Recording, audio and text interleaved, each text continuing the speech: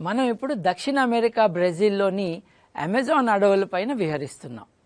ఇక్కడ 2014లో ఇంకొక తెగవారు బయట ప్రపంచంతో సంబంధం ఏర్పరచుకోవటానికి ముందుకు వచ్చారు. ఎందుకు వచ్చారంటే వారికి రక్షణ కావాలి కాబట్టి. తమ అడవులను నాశనం చేస్తున్న వాళ్ళ నుండి, తమ ఇళ్ల నుండి తమను వెలివేస్తున్న వారి నుండి రక్షణ కోరుకోవటానికి వారు ముందుకు వచ్చారు. యంత్ర పరికరాలతో తమ స్థలాలను ఆక్రమిస్తున్న వారి నుండి రక్షణ కావాలి అని ఇలా బ్రెజిల్లోనే తమను చంపవద్దు, తమ జీవితాలని నాశనం చేయవద్దు అంటూ శరణు వేడుకుంటున్న 70 తెగల వరకు ఉన్నాయి. ఈ విచారకరమైన పరిస్థితిలో ఒక ప్రశ్న వేసుకోవాలి మనం. మంచి అంటే ఏమిటో తెలుసుకుని కూడా చెడు చేసే ఆధునిక నాగరికత మంచిదేనా అని. ఈ సమాధుల్ని చూడండి. మద్రాసు ప్రెసిడెన్సీలో నిర్లక్ష్యానికి గురవుతున్న మన ప్రాచీనుల సమాధులివి. వీటిని జాగ్రత్తగా చూస్తే మన గుండెలకు ఒక నిశ్శబ్ద రోదన వినిపిస్తుంది. తమను కాపాడమని ఈ మెగాలిత్లు మొరపెట్టుకుంటున్నట్టుగా అనిపించటం లేదు. ఎందుకంటారా? ఒక విషయం మీరు అర్థం చేసుకుంటే వీటి ఆవేదన అర్థమవుతుంది. అండమాన్ దీవులలో ఆదివాసీ తెగలకు, బ్రెజిల్లోని అమెజాన్ అడవులలో ఆదివాసీ తెగలకు మన ఆఫ్రికా పూర్వీకులతో ప్రత్యక్ష సంబంధం ఉంది. ఆధునికులమని మనల్ని గురించి మనం ఎంతో గర్వంగా చెప్పుకుంటాం. కానీ మన మధ్యన ఉన్న మనుషులంటేనే మనకు గౌరవం లేదు. వారిని హుందాగా చూసే సంస్కృతి లేదు.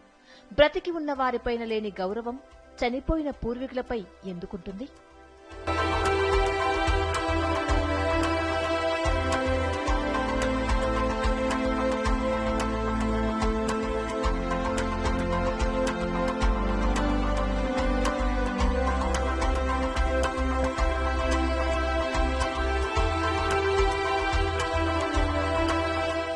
ఇదిగో ఆంధ్రప్రదేశ్లో శ్రీకాకుళం జిల్లాలోని ధన్నానపేటలో ఉన్న దోల్మెన్ అంటే ప్రాచీన కాలపు సమాధి.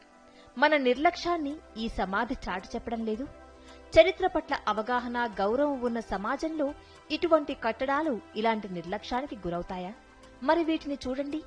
కడప జిల్లా రాయచోటి దగ్గర సుండుపల్లిలో మడితాడు గ్రామంలో పాండవగుళ్ళు అనే సమాధులు.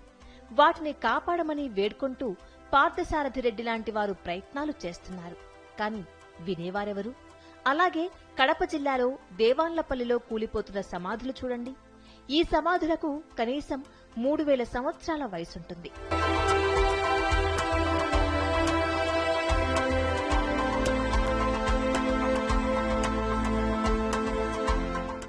యూరోప్లోనే స్టోన్ సర్కిల్స్ ఉంటాయి అని అనుకుంటారు చాలామంది. కానీ ఆసియాలోని సిరియాలోని రూల్మెల్ హిరీలో 5000 సంవత్సరాల క్రితం 42,000 రాళ్లతో వలయాకారంలో స్టోన్ సర్కిల్స్ను ఏర్పాటు చేశారు మన ప్రాచీనులు. అలాగే ఆఫ్రికాలోని సెనెగాల్ దేశంలో 2500 సంవత్సరాల క్రితం, గాంబియా నది పక్కన భారతదేశంలో 2000 సంవత్సరాల క్రితం ఏర్పాటు చేసిన స్టోన్ సర్కిల్స్ చాలానే చూస్తాం. వాటి ప్రాముఖ్యత తెలియని కారణంగా కొన్ని కనుమరుగైపోతూ ఉంటాయి కూడా. ఇదిగో చూడండి, కరీంనగర్ జిల్లాలో వ్యవసాయ భూమిలో ఉన్న స్టోన్ సర్కిల్ సరే, స్టోన్ స్క్వేర్లను చూడటానికి మటుకు మనం ఒకసారి మహబూబ్ నగర్ జిల్లాకు వెళ్ళాలి. ఈక్వినాక్స్ రోజున వెలుతురు చీకటి అంటే దినము రాత్రి ఒకే వ్యవధి ఉంటాయి. ప్రతి సంవత్సరం మార్చి 21న అంటే ఈక్వినాక్స్ రోజున మహబూబ్ నగర్ జిల్లాలో కృష్ణానది తీరాన ఉన్న ముదుమాల, మురార్దొడ్డి గ్రామాల ప్రజలు వారి గ్రామాల దగ్గర ఉన్న రాళ్ల దగ్గర సంబరాలు జరుపుకుంటారు. దాదాపు 16 అడుగులు ఎత్తు నిలుచునే ఉన్న ఈ 80 రాళ్లను వారు నిలురాళ్లు అని పిలుస్తారు.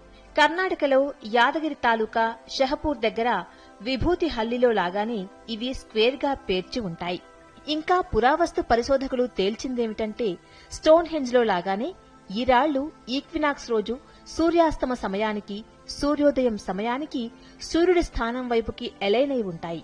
అంటే స్టోన్ హెంజ్ రాళ్లు ఎలా సమ్మర్ వింటర్ సాల్స్టైజ్ సూర్యుడికి ఎలైనయ్యాయో మహబూబ్ నగర్ లో మెగాలిత్ రాళ్లు స్ప్రింగ్ ఈక్వినాక్స్ కు, ఆటమ్ ఈక్వినాక్స్ కు ఎలైనై ఉన్నాయన్నమాట.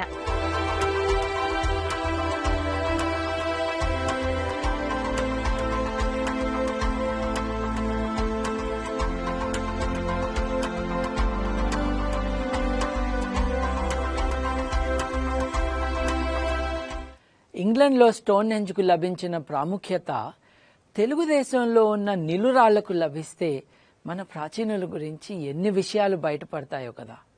అలా చేయలేదు సరికదా. కరీంనగర్ జిల్లాలో హుస్నాబాద్ మండలంలో పొట్లపల్లి గ్రామం దగ్గర ఎల్లమ్మ గుట్ట పైన ఉన్న 1000 సంవత్సరాల క్రితం నిర్మించిన రాకాసి గుళ్లను అంటే సమాధులను మైనింగ్ మాఫియా రాక్షసులు స్వాహా చేస్తుంటే అంతా కళ్ళప్పగించి చూస్తూ ఉన్నారు.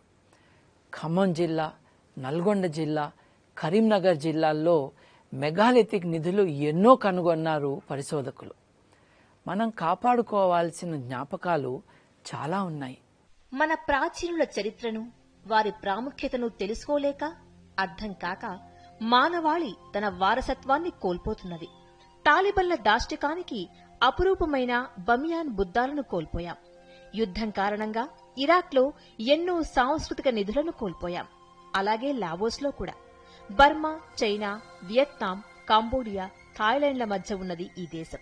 మనల్ని ఆశ్చర్యచకితులను చేసేటట్లుగా నేలపై కొన్ని వందల రాళ్లతో చేసిన జాడీలు తమ రహస్యాలను కనుక్కోమని ఆహ్వానిస్తూ ఉన్నట్లుంటాయి.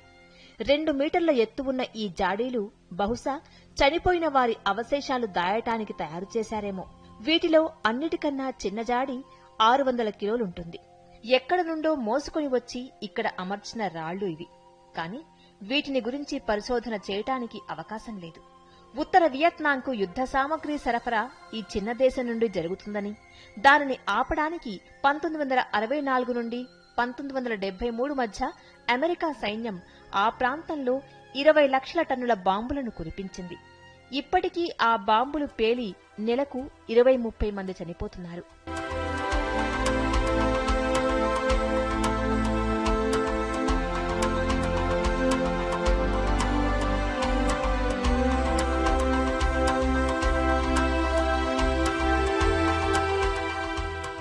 మనం మన రాతియుగపు పూర్వీకులకు ఎంతో రుణపడి ఉన్నాం.